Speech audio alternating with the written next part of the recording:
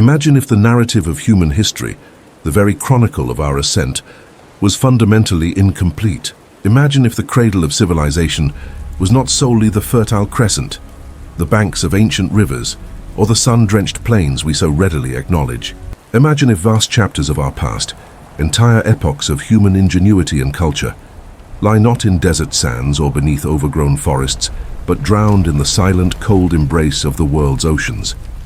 This is the profound, unsettling question that beckons from the uncharted depths, challenging every assumption we hold about where we come from and what we are capable of. The ocean, sprawling and enigmatic, is more than just a source of life or a highway for trade. It is the ultimate archive, a colossal living library where time is measured in fathoms and light rarely penetrates. For millions of years, the seas have been rising and falling, reshaping continents, devouring coastlines, and swallowing everything that once stood upon them. Every ripple, every current, every shifting tide holds the potential to conceal not just shipwrecks or fallen artifacts, but the ghost cities of an antediluvian world, structures built by hands long forgotten, civilizations that thrived and then vanished beneath the waves, leaving no trace in our written records. We believe we understand the story of humanity, charting its progress from scattered nomadic tribes to the first permanent settlements, then to grand empires and the complex societies of today. But what if this narrative is merely the surface layer, a recent inscription upon a much older, deeper scroll? What if, before the civilizations of Sumer, Egypt, or the Indus Valley, there were others? Societies with technologies we cannot yet comprehend, knowledge we have lost, and a history that would force us to redefine the very concept of human origin. This is the profound mystery of submerged civilizations, the haunting suggestion that an entirely different kind of past lies hidden, awaiting discovery, under miles of crushing water pressure and eternal darkness. The sheer scale of the unexplored deep is almost incomprehensible. More than 80% of our oceans remain unmapped in detail, their vast plains, towering mountains, and abyssal trenches less known to us than the surface of Mars or the far side of the Moon. We have sent probes to distant planets, peered into the birth of stars, and mapped the human genome. Yet the world beneath our waves remains largely alien territory. This immense silent void, stretching across 70% of our planet's surface, is not an empty space. It is a frontier, a realm of perpetual twilight and crushing pressure, a place where history, rather than merely fading, is physically drowned. Within this vastness, secrets can endure, preserved by the very forces that rendered them invisible. Our conventional understanding places the dawn of complex human civilization around 6,000 to 10,000 years ago, emerging after the last ice age. This timeline suggests a relatively linear progression, a slow and steady climb from primitive beginnings. But the discovery of structures that appear to be megalithic, geometrically precise, or inexplicably advanced beneath the sea challenges this neatly ordered narrative. If these are indeed the remnants of ancient cities, then the accepted timeline of human achievement is not just incomplete, it is fundamentally flawed. It implies that complex societies, perhaps even technologically sophisticated ones, existed in periods we currently categorize as prehistory, periods where mainstream archaeology asserts only hunter-gatherers roamed. This is not merely a tweak to our textbooks, it is a seismic shift in our collective memory, forcing us to ask, what else have we forgotten? What else lies beyond the edges of our historical maps? The allure of these ancient secrets, hidden beneath the waves, is undeniable. It tugs at something primal within us, a deep-seated human curiosity about our origins. There is an almost magnetic pull to the idea of forgotten worlds, places where the familiar rules of history might not apply. The sea, in its vastness and mystery, becomes a canvas for our imagination, allowing us to project onto its unseen depths the possibility of wonders and knowledge lost to time. It appeals to a sense of humility, reminding us that for all our advancements, we may be utterly ignorant of foundational chapters of our own story. These submerged realms represent not just archaeological sites, but portals to a forgotten past, a past that could contain answers to questions we are only just beginning to formulate.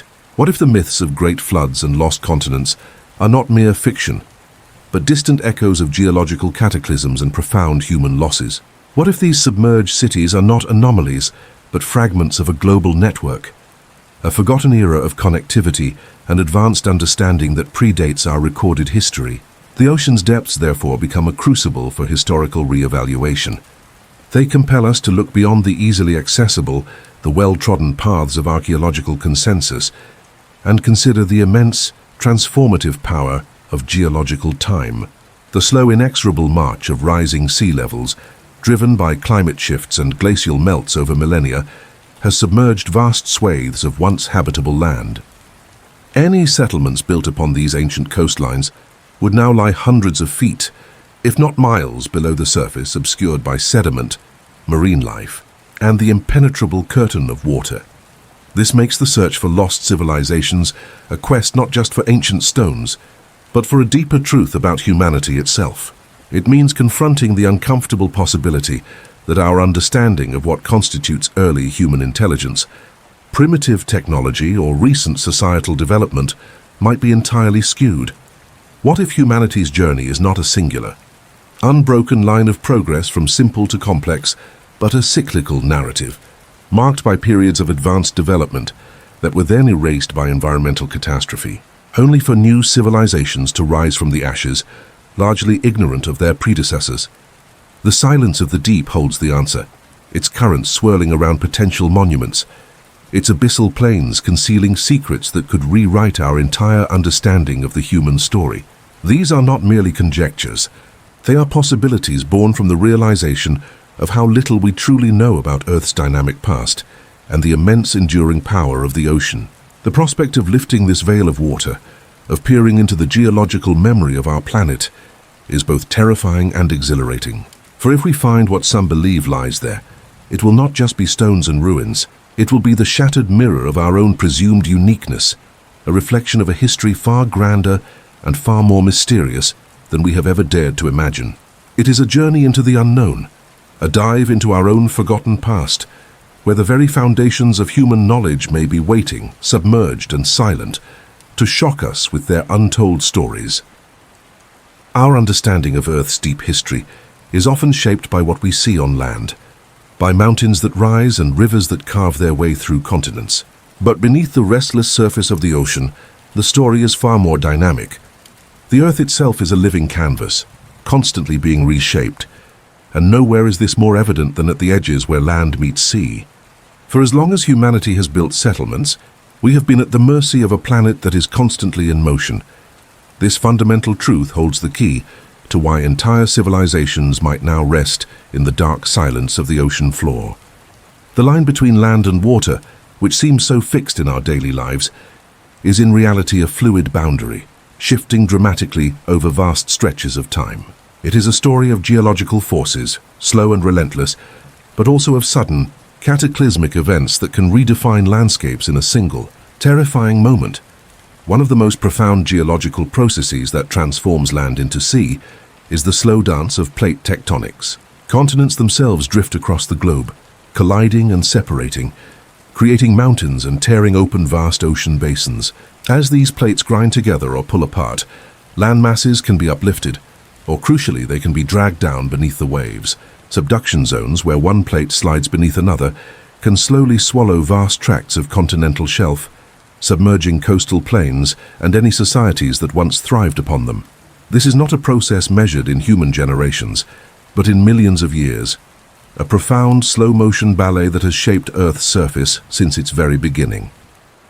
It is a reminder that the land we stand on today may one day become the floor of a future ocean, and the deep-sea trenches of tomorrow might conceal the mountains of yesterday. Alongside the movement of continents, the very crust of the Earth can flex and yield. Isostatic adjustment, for instance, describes the vertical movement of land in response to the massive weight of ice sheets, or the removal of that weight. Imagine a heavy stone placed on a sponge. The sponge depresses. Remove the stone and it slowly rebounds. On Earth, this stone was glacial ice miles thick, pressing down on the continents. When the ice melted, the land began to rise, but not uniformly. Some coastal areas, freed from their icy burden, rose, while others, subjected to the immense weight of newly redistributed ocean water, subsided, sinking beneath the rising tide. This complex interplay of uplift and subsidence means that even without a global sea level change, local coastal regions can be drowned or exposed. forever altering the canvas upon which early civilizations may have painted their existence. But the most significant, and perhaps most devastating, force responsible for submerging vast landmasses where early humans once lived, is the dramatic fluctuation of global sea levels, particularly during and after the last glacial maximum. For much of human history, during periods of intense cold, colossal ice sheets some miles thick locked up immense volumes of Earth's water. These glaciers stretched across continents, effectively lowering global sea levels by as much as 120 to 130 meters, a staggering 400 feet or more. Think of this, a massive portion of what we now call the continental shelf, those gently sloping underwater plains extending from our modern coastlines, was once dry land. Imagine a world where the coast was not where it is today, but far, far out into what is now the ocean. Rivers flowed across these exposed plains, carving channels now hidden beneath hundreds of feet of water. Vast fertile regions, ripe for settlement and the development of early agriculture, would have lined these ancient shores. Early hunter-gatherer and early agricultural communities would have gravitated to these rich coastal environments, much as we do today, finding abundant resources, easy access to fresh water, and favorable climates. These were not marginal lands. They were prime real estate for burgeoning human societies. Then came the Great Thaw. As the Earth began to warm slowly at first, but then in dramatic pulses, these titanic ice sheets began to melt. This was not a gradual, gentle rise of water. It was a torrent, a planetary transformation that unleashed unimaginable volumes of water back into the oceans over a period spanning thousands of years, punctuated by sudden, rapid surges. There were periods when sea levels rose by meters per century, swallowing entire landscapes within a few human lifetimes. For communities living along those ancient shorelines, this would have been a relentless, terrifying, and ultimately unstoppable inundation. Picture the fear and desperation of people watching their world shrink, their fields disappear, their homes slowly consumed by the relentless advance of the sea. Entire coastal plains, once teeming with life and human activity, became shallow seas, then deeper waters, eventually receding into the uncharted depths. Their villages, their tools, their very history, slowly became part of the ocean's silent archive. This post-glacial sea level rise fundamentally rewrites our understanding of where early human civilization might have flourished, pushing the potential cradles of culture much further out into what we now consider open water. And it was not only the slow, inexorable rise of the tides that erased these ancient worlds. Catastrophic events, sudden and violent, have also played their part in sweeping civilizations beneath the waves. Consider the devastating power of mega-tsunamis. These are not merely large waves, they are walls of water, sometimes hundreds of meters high, triggered by immense seismic activity, massive submarine landslides, or even asteroid impacts. When such a monstrous wave strikes, it can scour coastal plains clean of all habitation, washing structures and people into the deep, or conversely, burying them beneath vast deposits of marine sediment. A prime example comes from the geological record where evidence suggests that roughly 8,200 years ago, a colossal landslide off the coast of Norway, known as the Storegga Slide, unleashed a mega-tsunami that inundated large parts of what is now the North Sea coastline. This event would have utterly erased any coastal settlements along its path, leaving behind only scattered debris and the haunting question of what human stories were silenced that day. Imagine such an event, not as a remote geological curiosity, but as a lived nightmare for the people caught in its path, their entire world instantly transformed into a watery chaos. Volcanic eruptions also hold the power to change land into sea, or to bury it beneath an impossible weight. While we often think of eruptions building new land, the collapse of volcanic islands can trigger enormous tsunamis, or entire coastal sections can simply slide into the sea during an eruption. Submarine volcanoes, constantly active, build and destroy underwater topography, sometimes bringing new land to the surface, only for it to be claimed again by the restless ocean. The sudden, violent subsidence of volcanic flanks can trigger localized but immense inundations, devastating shorelines in a flash. Then there is tectonic subsidence. Earthquakes, particularly those associated with major fault lines near coastlines, can cause immense tracts of land to drop rapidly below sea level. This is not a gradual sinking. It is a sudden, dramatic plunge. Imagine the ground beneath a city simply giving way, dropping hundreds of feet in a matter of minutes during a powerful earthquake, instantly submerging streets and buildings, transforming a bustling port into an underwater ruin. The geological record reveals instances of such rapid subsidence, transforming fertile plains into submerged shelves, sealing away any trace of human presence. These are the moments when the Earth shows its raw power, demonstrating that the very foundation of our world is never truly stable. The evidence of these dynamic processes and the submerged landscapes they created is not merely theoretical. It is etched into the very topography of our continental shelves. Scientific instruments, particularly advanced sonar and bathymetric mapping technologies, are now allowing us to peer through the layers of water and sediment, revealing ghost landscapes beneath the waves. We can see the faint outlines of ancient river channels, winding their way across what was once dry land, now hundreds of feet below the surface. We observe submerged beach ridges, fossilized dunes, and ancient shorelines that mark the former boundaries of continents, all testament to a time when the world looked dramatically different. These underwater features are not random. They display patterns and structures that are unmistakably terrestrial, telling a silent story of a land that once breathed air and supported life. Marine geologists can identify submerged deltas, where mighty rivers once met an ancient sea, now lying silent and still beneath the modern ocean. In some regions, researchers have even identified what appear to be submerged forests, where trees once grew and now stand as petrified sentinels in the deep, offering a stark reminder of the land that was lost. The continental shelves, far from being barren expanses, are vast submerged landscapes, often more complex and varied than the land we currently inhabit, holding secrets that have been protected by the ocean's embrace for millennia. And this brings us to the immense timescales of Earth's geomorphological changes. Our understanding of human history traditionally has been confined to the last few thousand years, a mere flicker in the geological saga of our planet. But the forces that shape continents and control sea levels operate over cycles that span tens of thousands, hundreds of thousands, and even millions of years. The ebb and flow of ice ages, the slow grind of tectonic plates, the episodic fury of volcanoes and tsunamis, these are the true architects of our planet's surface. These changes mean that any trace of human activity from merely 20,000 years ago, let alone 100,000 or more, would likely be found not on our familiar continents, but deep beneath the waves, swallowed by the rising seas or crushed by shifting crust. The Earth is a master of erasure, constantly recycling its surface, burying the old beneath the new. For ancient civilizations, especially those predating our conventional understanding of complex society, their very existence would have been precarious, their presence subject to the whims of an ever-changing planet. The ocean, then, is not merely a repository for forgotten ships or sunken treasures. It is the silent witness to entire epochs of Earth's history, a living record of landscapes that were once vibrant, productive lands for humanity. It challenges us to expand our historical imagination, to look beyond the visible shores, and consider the ghost outlines of continents that supported life and perhaps advanced societies.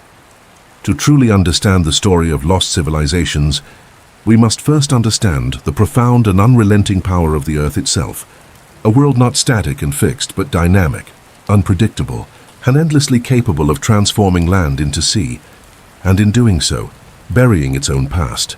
The colossal geological transformations that reshaped our world were not silent. They were witnessed by early humans, whose nascent civilizations grappled with a planet in flux, carving their observations into the very fabric of memory. For millennia, humanity has carried whispers of a time when the world was different, when land became sea, and vast civilizations were swallowed by the waves. These are not merely bedtime stories. They are the echoes of a distant past, reverberating through ancient oral traditions, myths, and even cryptic maps, painting a picture of profound loss and a history far deeper than we typically acknowledge. Across continents and cultures, the tale of a great flood, a deluge that remade the world, is almost universally present.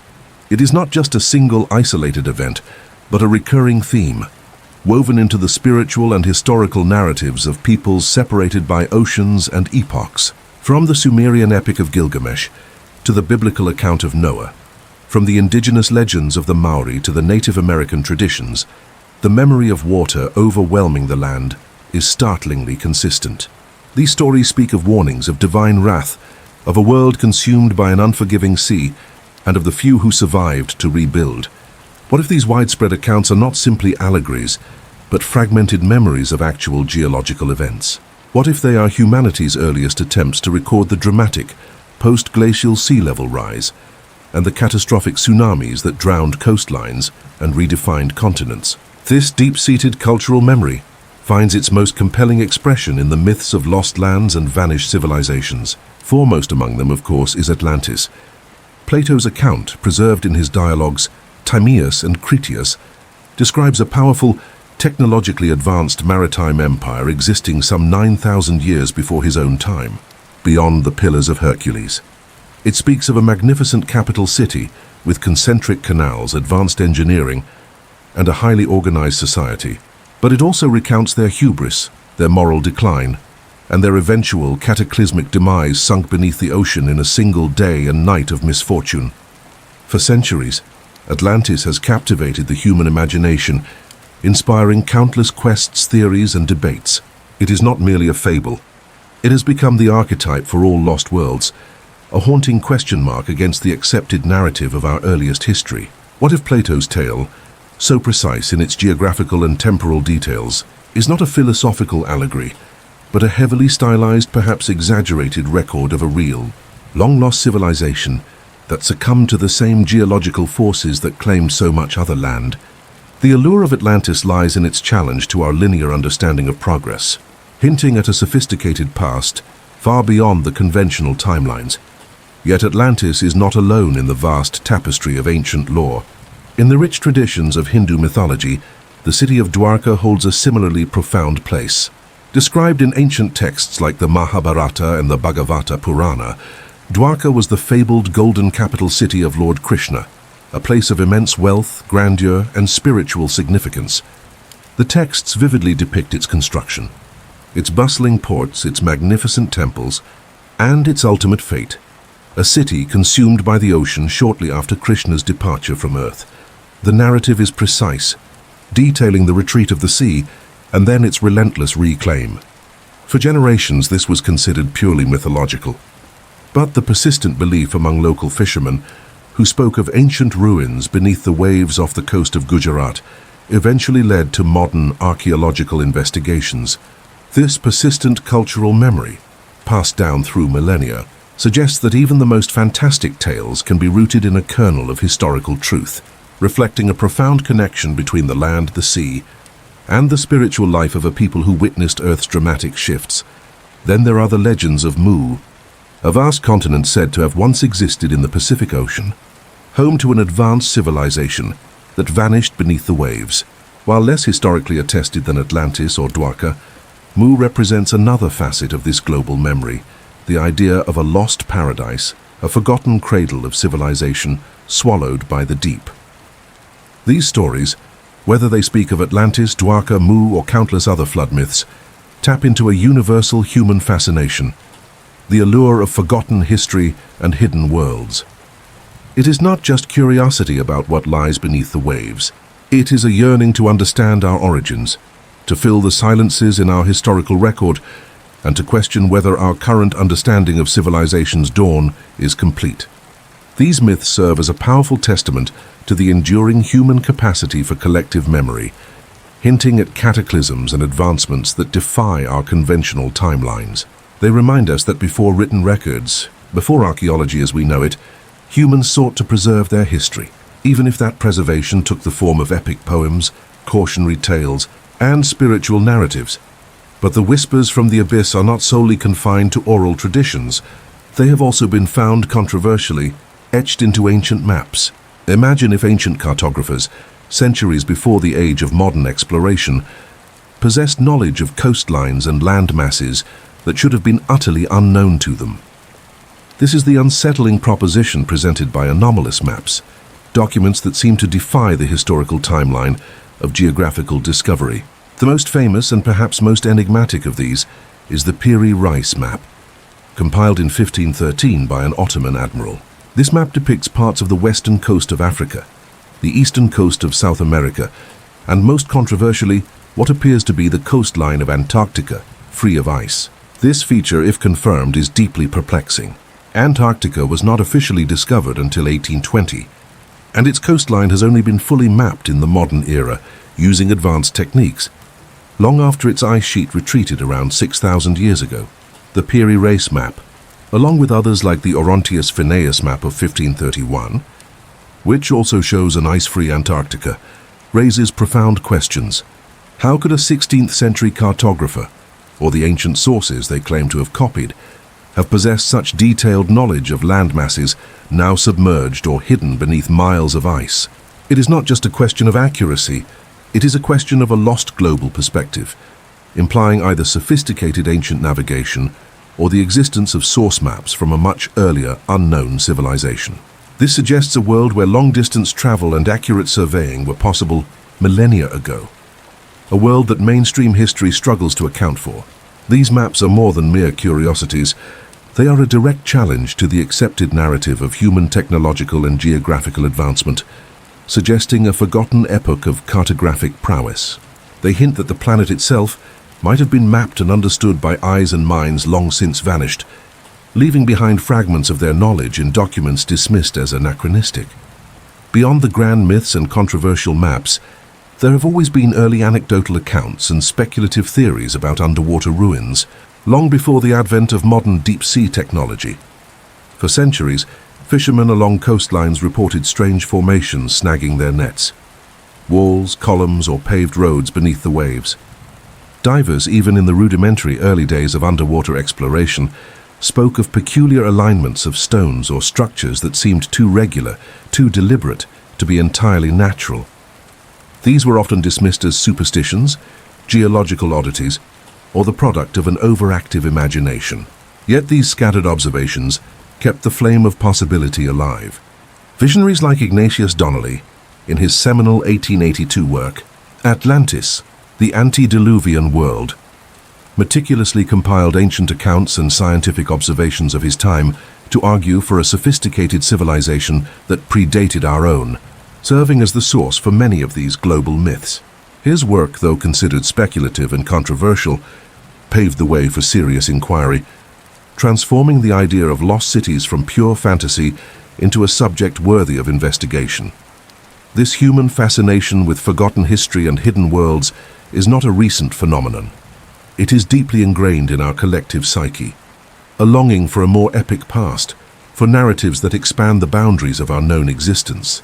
It is the desire to prove that our history is richer, more complex, and perhaps more connected than our textbooks currently allow. This drive fuels the speculative theories, the painstaking searches, and the enduring belief that beneath the waves lie answers to some of humanity's most profound questions.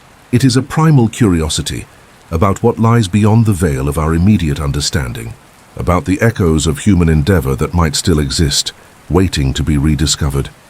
Ultimately, these whispers from the abyss, the enduring myths of forgotten cities, the tantalizing clues on ancient maps, and the early, dismissed accounts of strange underwater structures all converge on a single compelling idea. They represent humanity's deep-seated cultural memory of geological realities. The planet did undergo cataclysmic changes. Sea levels did rise by hundreds of feet, and vast swathes of coastline were inundated. It is not unreasonable to assume that early human settlements, even proto-civilizations, would have existed along those now submerged coastlines. These oral traditions and mysterious artifacts are not just stories or cartographic anomalies. They are profound, if fragmented, connections to a time when humans lived on a different Earth. They are the initial glimmers, the first subtle indications that the conventional timeline of human civilization might be incomplete, and that a grander, more ancient story awaits discovery. This is where the realm of myth begins to meet the hard evidence of geology, drawing us inexorably towards the astonishing physical discoveries now being made beneath the ocean's surface. From the whispers of myth and the tantalizing hints on ancient maps, we now descend into a world where speculation begins to solidify into stone, where geological realities intersect with patterns that defy simple explanation. This is where the ocean ceases to be merely a canvas for forgotten stories and becomes instead an active archive, holding tangible evidence that challenges the very foundations of our established past. For in the depths where light cannot reach and currents slowly sculpt the ages, lie structures that appear to be more than just natural formations. They are fragments of a history we are only beginning to decipher. Our journey beneath the waves begins off the southern coast of Japan, near the Ryukyu Islands, where a colossal formation known as the Yonaguni Monument rests silently. Discovered in the mid-1980s by a local diver, this massive underwater edifice immediately sparked controversy and fascination. It is not merely a collection of rocks, but a structure of staggering scale, rising approximately 250 feet from the seabed, with a flat, stepped top roughly 500 feet long.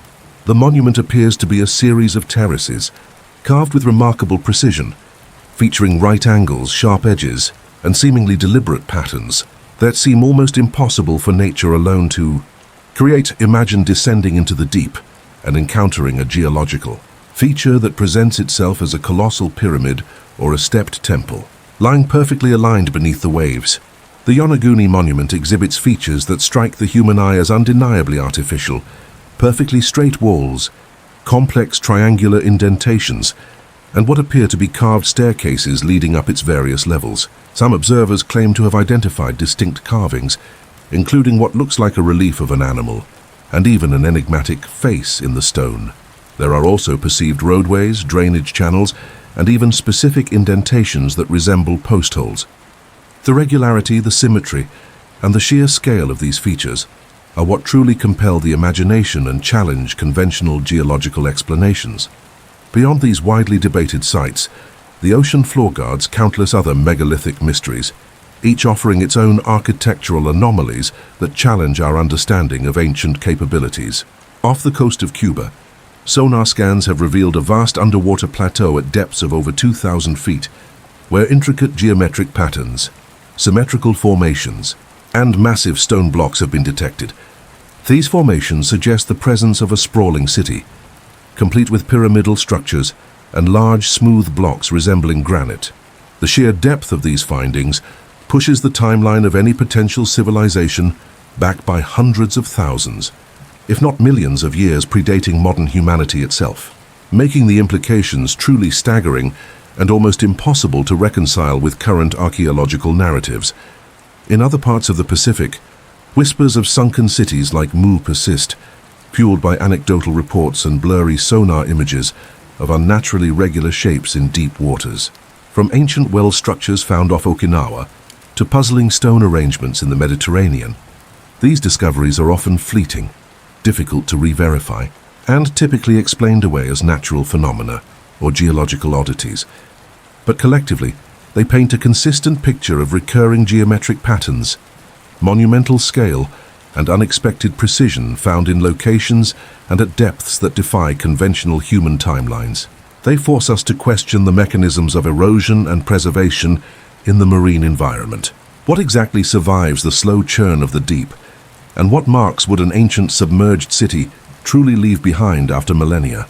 The scientific resistance to accepting these sites as evidence of advanced ancient civilizations is rooted in rigorous methodology and a healthy skepticism towards extraordinary claims. Mainstream archaeology and geology demand undeniable proof, clear evidence of tool marks, undisputed artifacts, unequivocal stratigraphic layers, and a consistent dating that aligns with established human capabilities. Without these, even the most visually compelling patterns are often attributed to the unpredictable yet powerful forces of nature. The absence of context, the lack of clear cultural markers, inscriptions, or a known civilization that could have produced such works at such a time, also plays a significant role in their dismissal. To propose an advanced civilization in a period considered primitive requires a complete overhaul of our understanding of history, a burden of proof that is understandably exceptionally high. Yet, this caution does not diminish the haunting power of the visual evidence. When divers capture images of straight lines extending for hundreds of feet, of terraced platforms meticulously carved from rock, or of colossal blocks laid in deliberate patterns, the human mind struggles to see only chance. It compels a deeper look, a re-evaluation of what constitutes a natural formation. What if our definition of geology is too narrow, or our understanding of ancient human capabilities is too limited? The very act of observing these anomalies, even through the lens of skepticism, forces us to stretch the boundaries of our imagination. They are not simply rocks. They are questions cast in stone, silent witnesses to a past we are only just beginning to confront. The evidence is partial, debated, and often frustratingly ambiguous, but it persists, inviting us to delve even deeper into the methodologies that might one day unequivocally prove or disprove these tantalizing glimpses of a forgotten human legacy beneath the waves. The visual evidence, compelling and often confounding, has stirred the depths of our curiosity, challenging what we thought we knew about the reach of ancient hands. But to move beyond the realm of intriguing anomalies and into the accepted annals of history, we must turn to a different kind of excavation, the rigorous science and often painstaking art of underwater archaeology. This is not a task for the faint of heart, nor for the ill-equipped. To probe the past beneath the waves requires technologies born of the 21st century, tools designed to pierce the veil of water and sediment, revealing landscapes that once knew the sun. How then do we peer into this silent, crushing world miles beneath the surface, where sunlight never reaches and pressures defy human endurance? The answer lies in a remarkable suite of advanced deep-sea exploration technologies. Where the human eye cannot venture, our proxies can. Submersibles, those intrepid capsules carrying a handful of explorers, offer the unique experience of direct observation. They are floating laboratories, allowing scientists to see, touch, and retrieve samples from the very edge of the abyss, witnessing in person the ghostly remnants that lie undisturbed for millennia. But their reach is limited, their time constrained by life support and battery power. For broader, more sustained exploration, we rely on mechanical eyes and hands. Remotely operated vehicles, or ROVs, are tethered robots, controlled from the surface, equipped with high-definition cameras, powerful lights, sonar arrays, and manipulator arms capable of delicate recovery.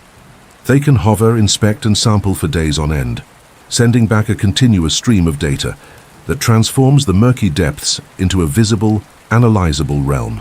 And then there are autonomous underwater vehicles, or AUVs, the silent sentinels of the deep. These untethered robots are programmed to survey vast swaths of the seafloor, systematically mapping and collecting data without human intervention, often for weeks at a time.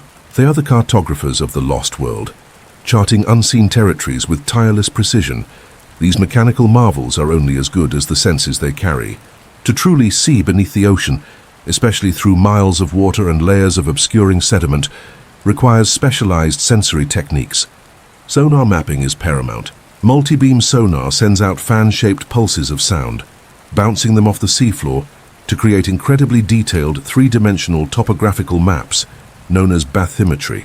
These maps reveal the subtle contours of the ocean floor, outlining sunken riverbeds, ancient coastlines, and perhaps even the telltale rectangular or linear forms that betray artificial construction.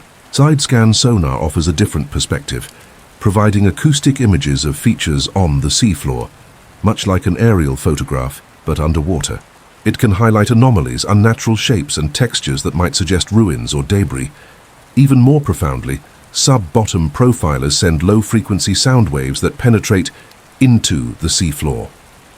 These waves can reveal buried geological layers and, crucially, detect objects or structures hidden beneath many feet of accumulated sediment. This allows archaeologists to look back in time, identifying buried landscapes that were once dry land, and within them, the potential echoes of ancient settlements. In clearer, shallower waters, a burgeoning technology known as underwater LIDAR, using laser light instead of sound, offers unparalleled resolution, creating astonishingly precise 3D models of submerged features. Together, these techniques transform the opaque ocean into a canvas where the faintest marks of a forgotten world can begin to emerge, drawing sharp lines through the natural chaos of the deep.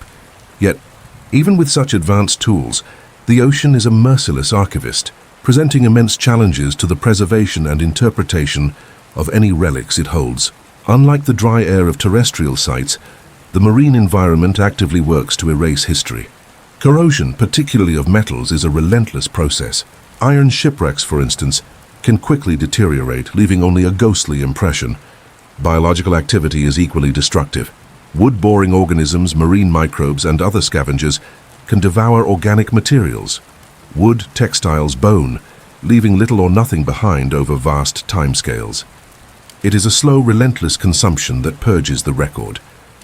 Sediment burial, while sometimes a destructive force in its own right through shifting sand dunes and deep mud flows, can also be a paradoxical preserver. Once buried, objects are shielded from currents, oxygen, and much of the destructive biological activity, creating an anaerobic environment that can arrest decay. Yet the very act of burial also conceals, making discovery exponentially harder. The dynamic nature of the ocean itself, its powerful currents, its storms, its shifting seabeds, can scatter, erode and rework sites, breaking apart structures and dispersing artifacts across vast distances. What remains after millennia of such an unrelenting assault is often fragmented, ambiguous, and profoundly difficult to interpret, demanding not only technological prowess, but also keen scientific insight. When finds are made, the next challenge is to place them in time. Dating methodologies in underwater archaeology are crucial, seeking to answer not just what we found, but when it ceased to be a living part of human history. One of the most powerful tools is carbon-14 dating, or radiocarbon dating. This method relies on the predictable decay of a radioactive isotope of carbon found in all organic matter. By measuring the remaining carbon-14 in materials like wood, bone, charcoal, or even ancient textiles, scientists can accurately determine when the organism died, offering a precise window into the age of an artifact. For submerged sites, this often helps pinpoint the era when a coastal settlement was engulfed by rising waters. For inorganic materials, particularly those that have been heated, thermoluminescence (TL) dating offers another powerful approach. This technique measures the amount of light emitted by certain minerals when heated, which is proportional to the amount of radiation they have absorbed since their last heating event. It is particularly effective for dating pottery, burnt flint, or even the stones used in structures if they bear signs of ancient fires. Stratigraphy, the study of layers of sediment, also provides relative dating, allowing archaeologists to understand the sequence of events and the relative age of different finds. Each method, with its strengths and limitations, contributes to a holistic picture, allowing scientists to weave together a timeline that reaches back through the ages, often placing these submerged ruins firmly in a period that challenges conventional histories of civilization. Yet, even with advanced technology and sophisticated dating, the authentication of an underwater archaeological site demands a rigorous scientific process, a skepticism born of scientific discipline rather than denial. The bar for proving artificiality, especially for claims that challenge established timelines, is exceptionally high. This process begins with meticulous documentation.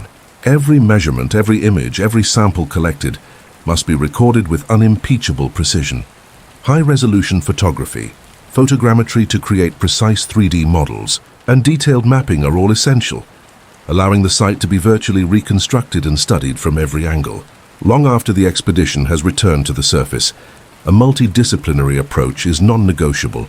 Marine geologists confirm the geological context of a site, ensuring that any structures are not merely natural formations shaped by erosion or tectonic activity.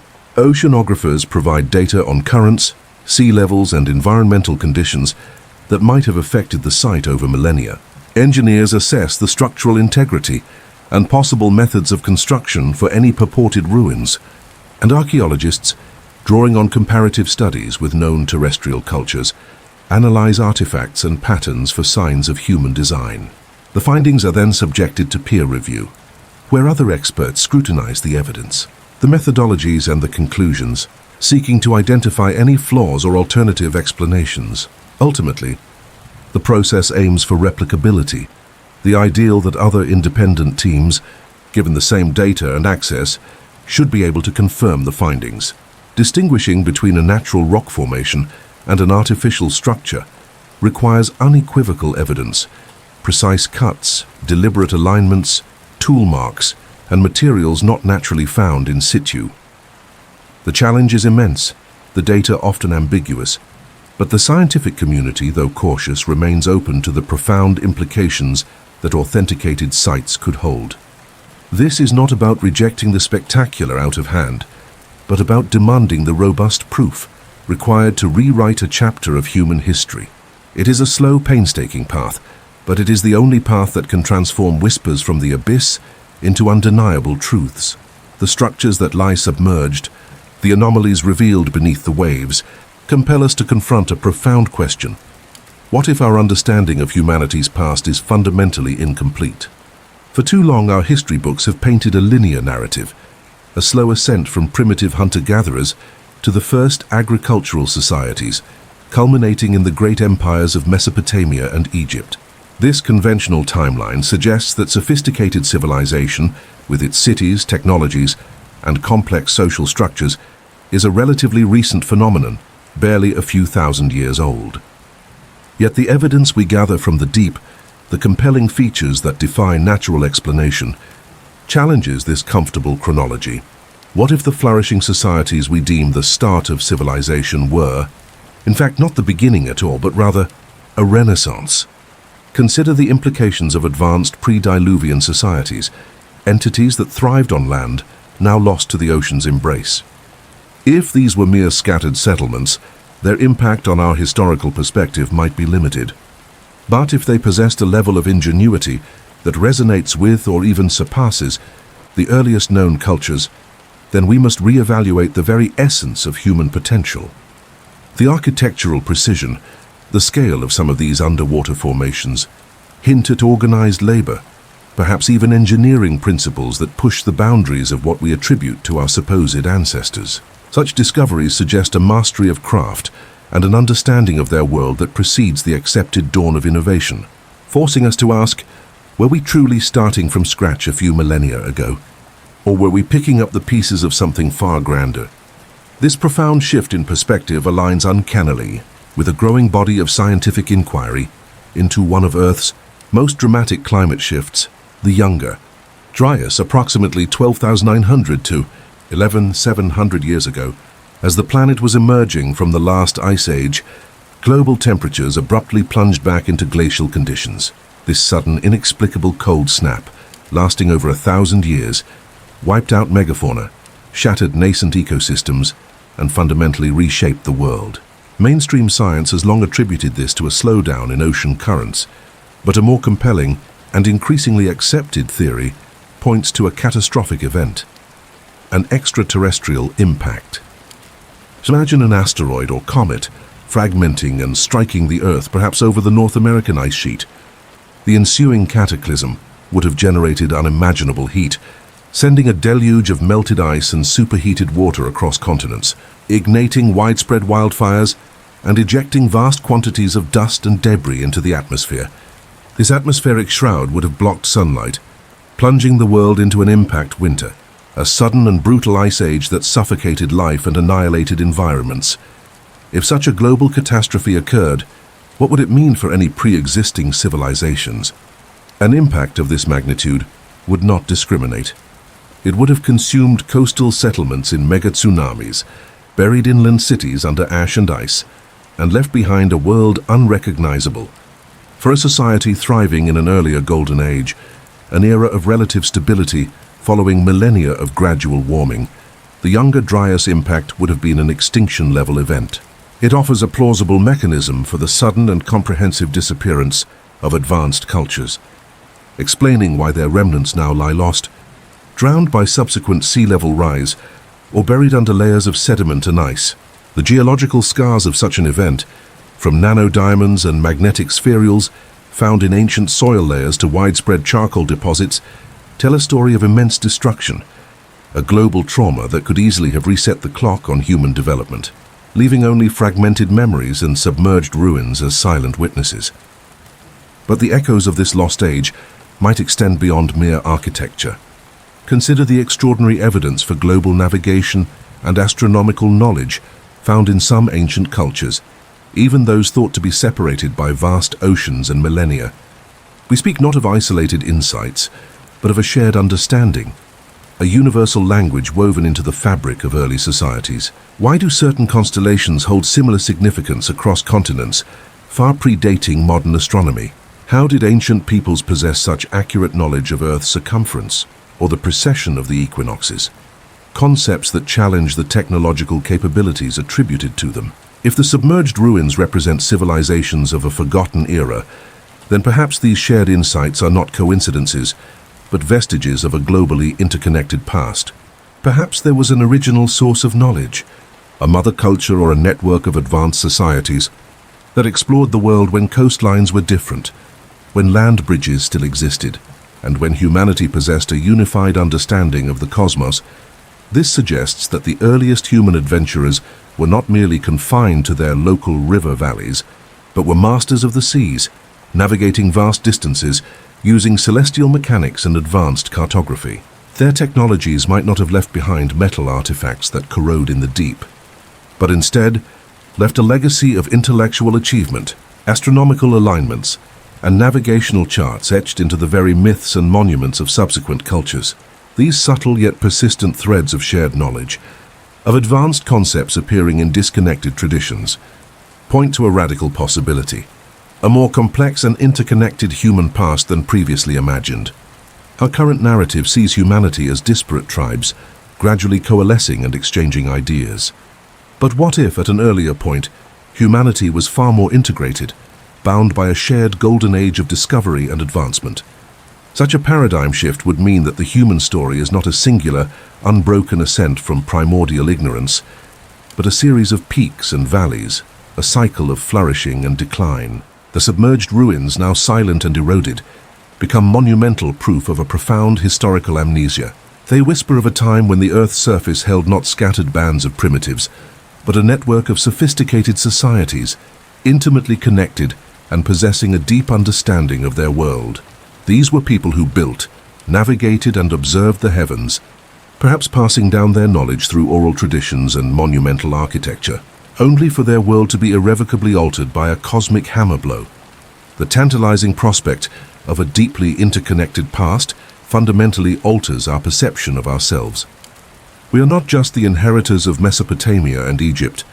We are potentially the descendants of survivors, those who endured a planetary catastrophe and slowly, painstakingly, rebuilt civilization from its ashes. The myths of great floods and lost lands, once dismissed as mere folklore, gain new resonance. They become echoes of a real event, a cataclysm that severed the link to an older, more advanced world. This profound re-evaluation of our origins forces us to confront a humbling truth. Our current understanding of human ingenuity and development might be severely underestimated. The brilliance we celebrate in ancient Egypt or Greece might be merely a rekindling, a rediscovery of knowledge that was once widespread. The submerged structures are not just archaeological sites. They are keys to unlocking a forgotten prologue, a lost chapter in humanity's grand story. They challenge us to shed our chronological biases and embrace the possibility that the human journey is far longer, richer, and more cyclical than we have ever dared to imagine. It is a story not of a solitary species rising from the dust, but of a persistent spirit, repeatedly forging civilizations against the backdrop of a dynamic, often violent planet.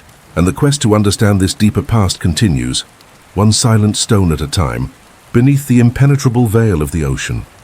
If the prologue to human history is indeed older than we imagined, if civilizations flourished and then vanished beneath waves long before our recorded dawn, then the ocean depths hold a ledger, unlike any we have ever truly read.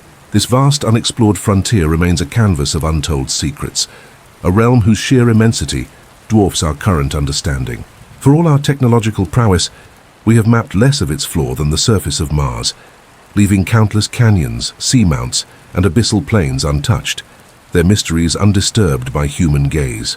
It is in this profound silence, across an expanse still largely unknown, that the greatest chapters of our past may yet slumber, waiting for the light. The acknowledgement of a deeper, older human history carries a profound impact, one that ripples through every facet of our self-perception. It forces us to confront not just new facts, but a fundamental shift in perspective. If advanced societies once navigated these same seas, built sophisticated structures, and developed knowledge that rivals or even predates our own, then the linear narrative of human progress, the comforting belief in a steady climb from primitive to advanced, collapses. It suggests that civilization is not a recent invention, but a recurring phenomenon, capable of rising, evolving, and ultimately falling back into the currents of time. This truth reshapes not only our past, but our present understanding of human capability, hinting at ingenuity and resilience that stretches back across eons, far beyond the few millennia our conventional timelines currently encompass. This journey into the submerged past demands a profound humility. For too long, humanity has viewed its history through a narrow lens, confined by the limits of land-based archaeology and the relatively recent invention of written records. The ocean, however, challenges this certainty. It reveals the incompleteness of our knowledge, highlighting how little we truly comprehend of Earth's dynamic past and the forces that shaped it. Every artifact that emerges from the deep, every anomalous structure that appears on sonar, is a stark reminder of our ignorance, a quiet invitation to shed preconceived notions. This humility is not a weakness but a strength. It is the catalyst for genuine scientific inquiry, the spark that ignites a renewed call for continued exploration. We must venture deeper, not just with robotic probes and submersibles, but with open minds prepared to redefine what we believe is possible. The uncharted waters call to us, not with answers, but with the promise of questions we have not yet even learned to ask. The potential for future discoveries beneath the waves is immense, holding the power to radically alter our self-perception in ways we can only begin to anticipate. Imagine if the next deep-sea survey uncovers a sprawling urban grid, perfectly preserved under layers of sediment and cold water, dating back tens of thousands of years. What if we find artifacts that demonstrate astronomical knowledge far beyond what we attribute to Stone Age cultures? Or tools crafted with an understanding of metallurgy thought to be impossible for their supposed era? Each such revelation would not merely add another entry to the historical record, it would fundamentally reconfigure our understanding of human ingenuity, global interconnectedness, and the very concept of a primitive past. It could reveal that the stories we tell ourselves about our origins are not just incomplete, but perhaps entirely misplaced, placing us not at the beginning of advanced thought, but somewhere in the middle, or even at a later stage of a much grander cycle. This relentless quest to understand what lies beneath is not merely an academic exercise or a search for sensational ruins. It is an echo of humanity's oldest, most enduring quest to understand our origins and our place in the grand tapestry of time. From the first starlit gazes of our ancestors to the latest deep-sea expeditions, the desire to know where we come from and how we came to be has been a driving force. The submerged civilizations, whether they prove to be fleeting settlements or vast interconnected societies, offer a new dimension to this age-old inquiry. They are fragments of a potential collective memory, hinting at a past that informs our present and shapes our future. If we can accept that history might be cyclical, that knowledge can be lost and rediscovered, then our understanding of destiny itself changes. We are not just building toward a future. We are perhaps recovering a forgotten legacy, piecing together a story that has been interrupted by cataclysm. Preserved only in the ocean's patient keeping, the ocean, therefore, becomes more than just a body of water.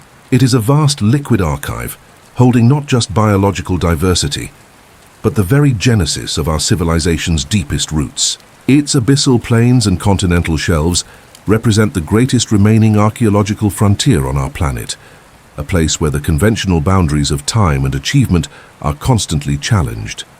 The stories etched into its floor, hidden beneath millennia of sediment and the crushing weight of water, could unlock secrets about humanity's true age, its earliest innovations, and the global interactions that may have shaped our earliest cultures.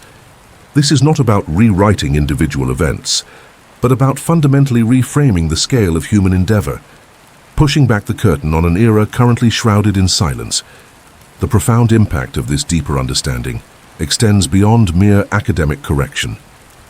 It offers a new lens through which to view our contemporary challenges and triumphs. If societies once thrived and adapted to a dynamic planet, only to be swallowed by the shifting seas, what lessons can we learn about resilience, about adaptation, about the very fragility of our own modern world?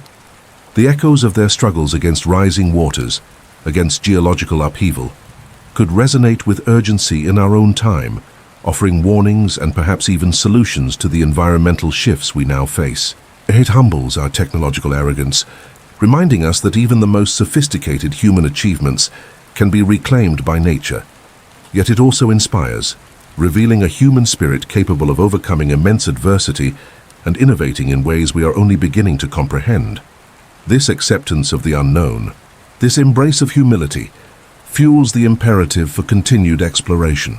Every submersible descent, every sonar ping, every sample retrieved from the seafloor is a conscious act of peeling back the layers of time.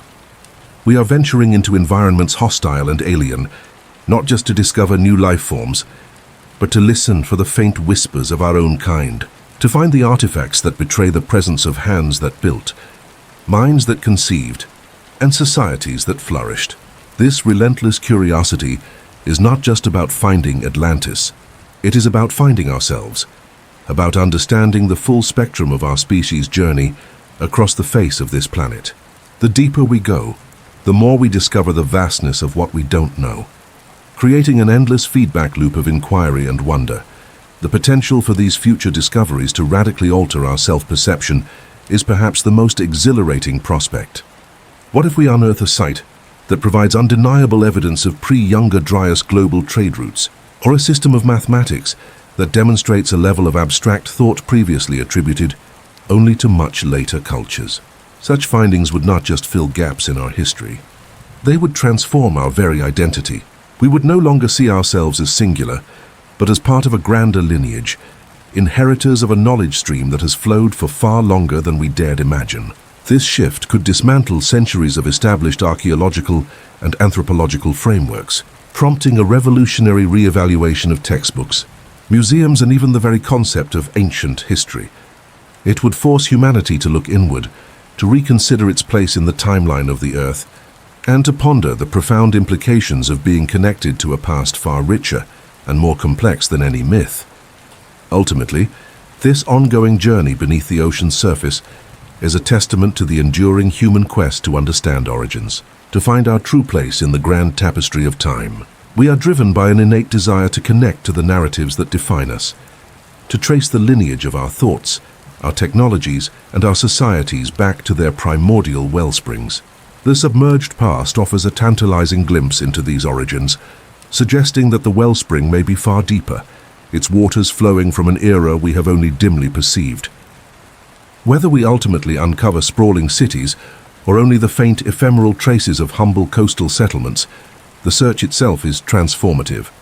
It teaches us about the resilience of memory, the power of geological forces, and the profound, humbling truth that the story of humanity is far from fully written. The ocean holds the ledger, and we are finally beginning to turn its ancient waterlogged pages.